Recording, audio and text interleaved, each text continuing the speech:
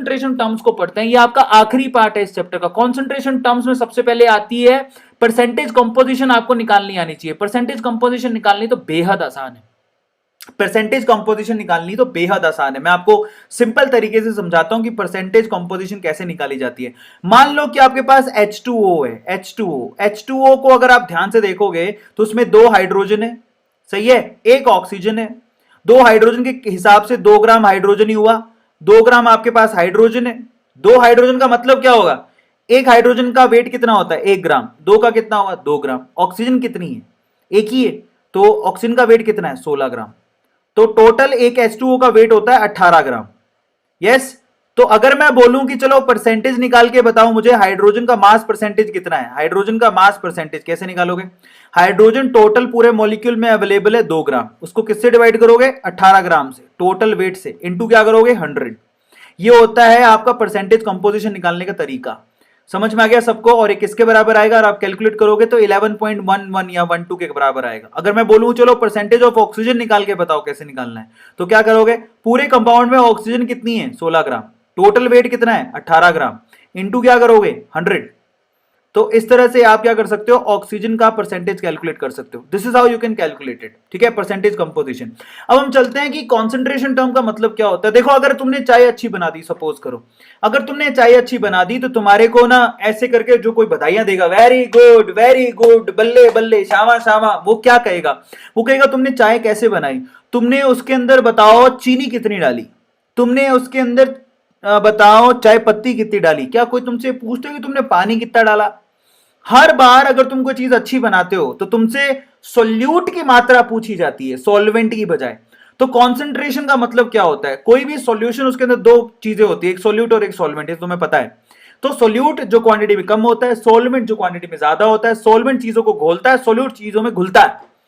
तो सोल्यूट की quantity solvent या सॉल्यूशन में कितनी है उसे कॉन्सेंट्रेशन कहते हैं। और फाइनली कॉन्सेंट्रेशन टर्म बहुत सारी होती हैं। कौन कौन सी होती है कॉन्सेंट्रेशन टर्म, कॉन्सेंट्रेशन टर्म होती है जैसे कि परसेंटेज मास, जैसे कि मोल फ्रैक्शन, परसेंटेज मास कर ली हमने, अभी मैं और करा दूंगा। Molarity, molality, percentage volume, mass by volume, ppm, normality, और एक होता है ग्राम पर लीटर जिसको हम लोग स्ट्रेंथ भी कहते हैं। तो ये टोटल आपके पास कॉन्सेंट्रेशन टर्म्स हो गए जिसको हमें एक एक करके पढ़ना है। तो सबसे पहले मास परसेंटेज करोगे। तो देखो भैया मास परसेंटेज कैसे निकालते हैं। मास परसेंटेज, अब ये कॉन्सेंट्रेशन टर्म है, समझ में आ गया, कॉन्सेंट्रेशन टर्म में कैलकुलेशन हो रही है इसकी, बहुत केयरफुली पढ़ना है इसको, ठीक है। तो मास परसेंटेज यानी कि मास परसेंटेज का मतलब हो गया परसेंटेज वेट बाय वेट, ठीक है, वेट बाय वेट। किसी भी सॉल्यूशन में परसेंटेज वेट बाय वेट निकालने का तरीका क्या है, आप सॉल्यूट का क्या लोगे, सॉल्यूट का मास लोगे, डिवाइड बाय क्या करोगे, सॉल्यूशन का मास लोगे। नीचे हमेशा ऊपर क्या चीज आएगा, याद रखो, ऊपर न्यूमरेटर में सॉल्यूट लिखना है और नीचे आप लोगों को 99.99% केसेस में सॉल्यूशन लिखना है। तो एक ही केस ऐसा है जहां पर आपको नीचे सॉल्वेंट देखने को मिलेगा, वो है मोलैलिटी। इनटू क्या करना है, इनटू 100 करना है। ये इतना सा परसेंटेज का फॉर्मूला है, मास परसेंटेज इसको बोलते हैं। That's very simple. अगर आप कोई बोले मास परसेंट निकाल के दिखाओ, किसी सॉल्यूशन में मास परसेंट निकाल के दिखाओ, तो सोल्यूट का मास डिवाइड बाय सॉल्यूशन का मास इनटू 100। अगर कोई पूछे वॉल्यूम परसेंटेज निकाल के दिखाओ, तो कैसे निकालोगे, वॉल्यूम परसेंटेज निकालने का तरीका है, ऊपर लिखोगे सॉल्यूट का वॉल्यूम, नीचे लिखोगे सॉल्यूशन का वॉल्यूम, इनटू क्या करोगे, इनटू 100। 100 एक्चुअली साइड में चला गया, वो गलती से चला गया, ठीक है, बाई मिस्टेक, तो इनटू 100। अगर कोई पूछे चलो वेट बाई वॉल्यूम निकाल के दिखाओ, तो वेट किसका लिखना है, सॉल्यूट का, वॉल्यूम किसका लिखना है, सॉल्यूशन का, इनटू क्या करोगे 100। तो ये तरीका होता है आपका वेट बाई वॉल्यूम निकालने का। अगर कोई पूछे आपका चलो मोल फ्रैक्शन निकाल के दो, तो मोल फ्रैक्शन का सीन क्या होता है, if you want to calculate mole fraction तो कैसे निकालोगे।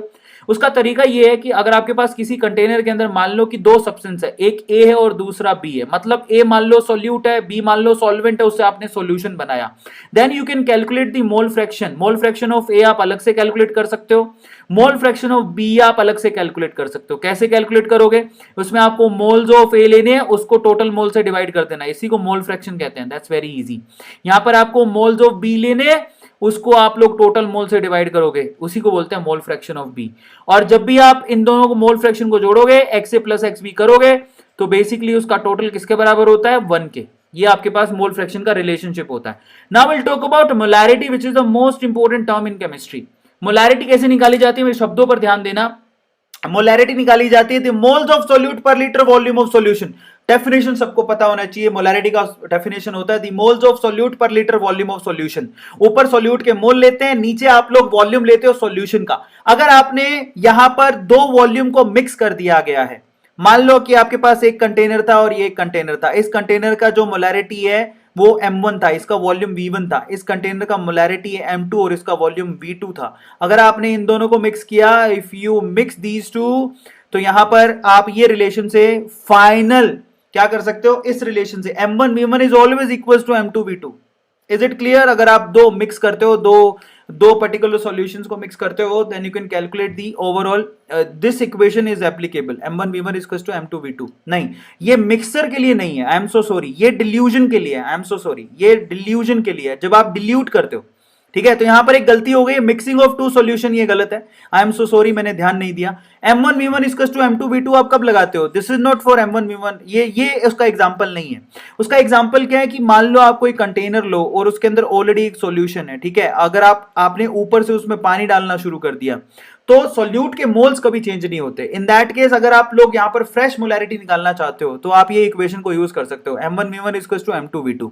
तो ये मिक्सिंग लो नहीं है, ये डाइल्यूशन का लो है, M1 V1 is equal to M2 V2, ये आप लोग याद रखना। मोलैरिटी के बाद अपन बात करते हैं मोलैलिटी की। मोलैलिटी अकेली ऐसी टर्म है जिसमें आप लोगों को डिनोमिनेटर में सॉल्वेंट देखने को मिलेगा। This is the only term where you will find out solvent in denominator. अब मोलैलिटी का फॉर्मूला क्या होता है? That is moles of solute per KG weight of solvent. नीचे आपको सॉल्वेंट का वेट लेना होता है, समझ में आ गया? वो भी केजी में लेना होता है, और बहुत स्पेशल है, ये एक अकेली ऐसी टर्म है जो कि टेम्परेचर इंडिपेंडेंट टर्म है, टेम्परेचर पे डिपेंड नहीं करती है। Now this is very important, इसको स्मॉल m से रिप्रेजेंट करते हैं और बेसिकली यहां पर ऊपर लिखते हैं मोल्स ऑफ सोल्यूट, नीचे लिखते हैं पर KG weight of solvent. This is how you can calculate the molality. अब हम बात करते हैं नॉर्मेलिटी की। जैसे देखो, आप अभी मोलैरिटी निकाल के आए, मोलैरिटी कैसे निकाला आपने? मोलैरिटी निकाला मोल्स ऑफ सोल्यूट पर लीटर वॉल्यूम ऑफ सॉल्यूशन। ऐसे ही आप यहां पर नॉर्मेलिटी निकालते हो। नॉर्मेलिटी कैसे निकालते हो? यहां पर आप नॉर्मेलिटी ऐसे निकालते हो, ध्यान से समझना। यहां पर आप नॉर्मेलिटी, इसको छोड़ दो, ये थोड़ा सा अजीब सा लिखा हुआ है, लीव इट। नॉर्मेलिटी निकालने का तरीका है equivalent of solute divided by पर लीटर वेट ऑफ सॉल्यूशन। अब अच्छा, मोल क्या होता है? मोल होता है given mass by molar mass. Given mass को आप मोलर मास से डिवाइड करते हो तो आप मोल्स निकालते हो, सही बात है। इसी तरह से जब आप इक्विवेलेंट निकालना चाहते हो, देखो मोल और इक्विवेलेंट एक जैसी टर्म्स हैं।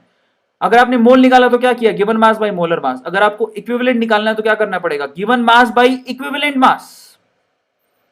समझ में आया? अब इक्विवेलेंट मास और मोलर मास में क्या रिलेशन होता है?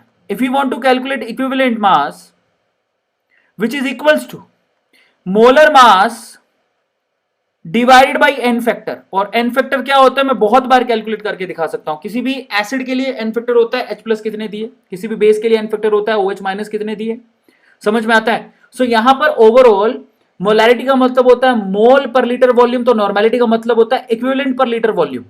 आया समझ में? Oh my God. अब हम लोग नॉर्मेलिटी के ऊपर थे।